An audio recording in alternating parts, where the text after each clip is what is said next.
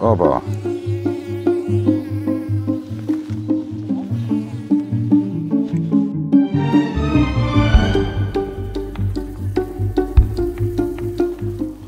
Pozdrav.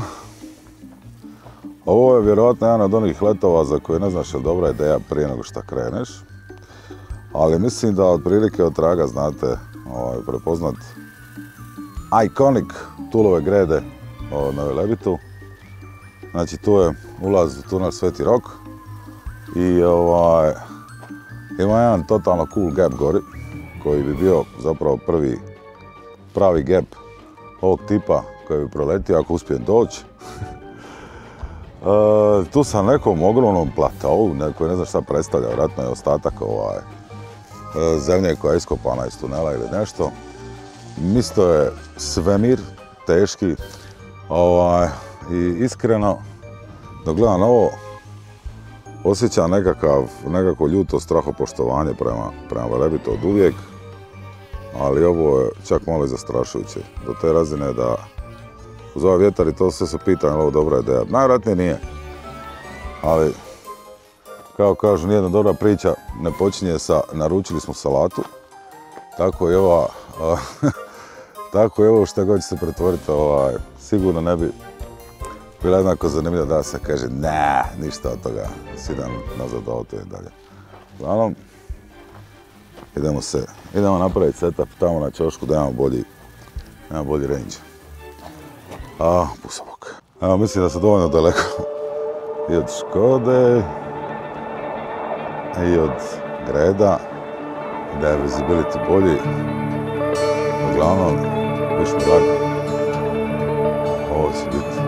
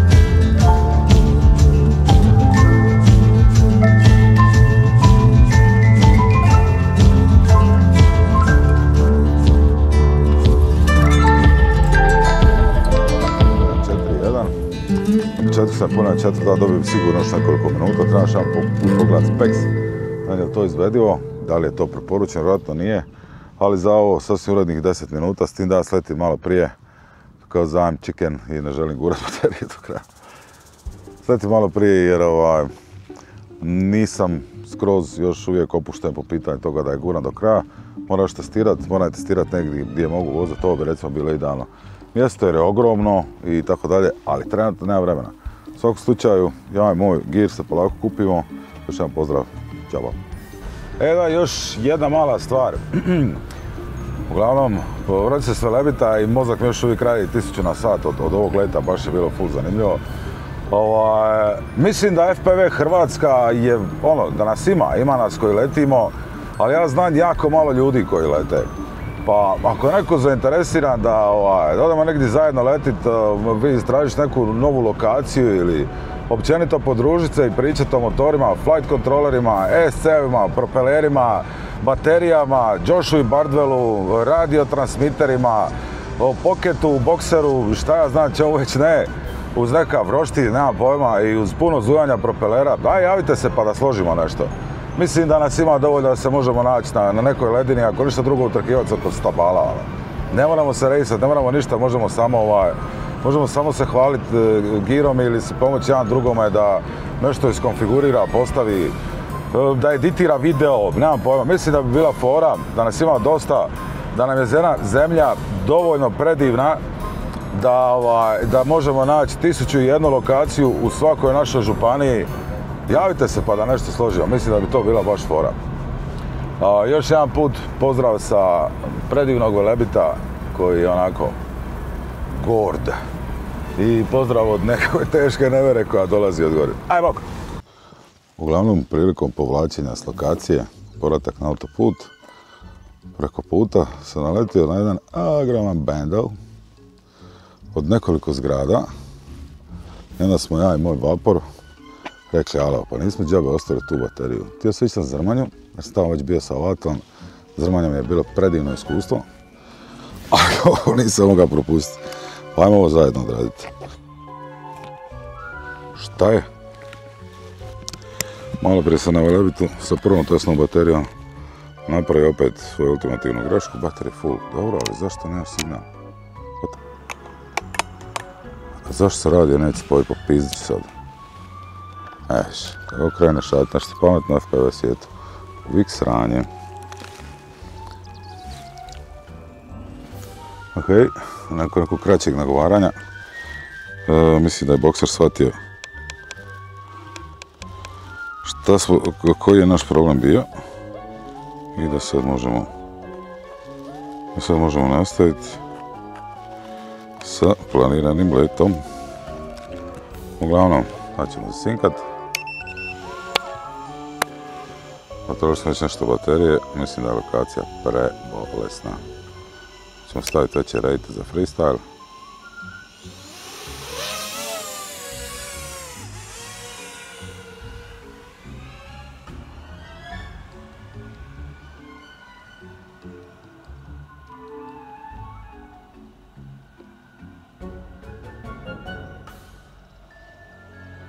Signal nema, ali apsolutno nikakav problem s ovim prostorom.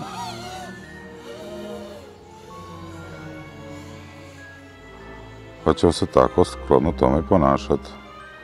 A malo samo. Oba!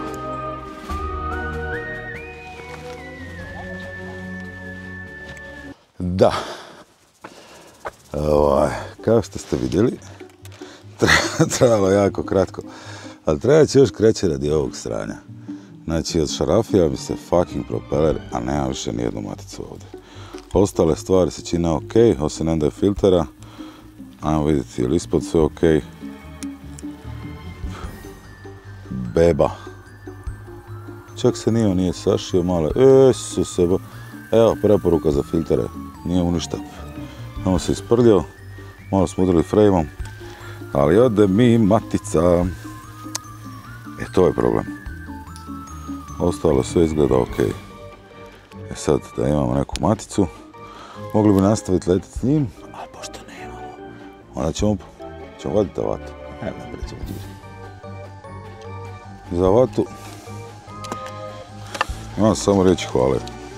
Vjerojatno najbolji dron za početnika koji postoji. Imam battery life koji je nenadmašan. Leti ko prasica mala. A ajmo reći da nije sad to nešto neizdrživo. Evo što vidite, njena poruka never wrecked, a razvaljena je skroz. Zapravo samo još kratko. Pošto imam carry fresh, nadam se da će ga uvažiti. Viš kako gleda. Kako je lijepo. Idemo sad s njom.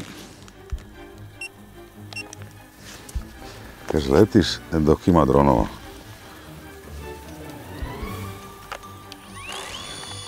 Going up. Pam pa pa pa pa pa pa pa pa pa pa pa.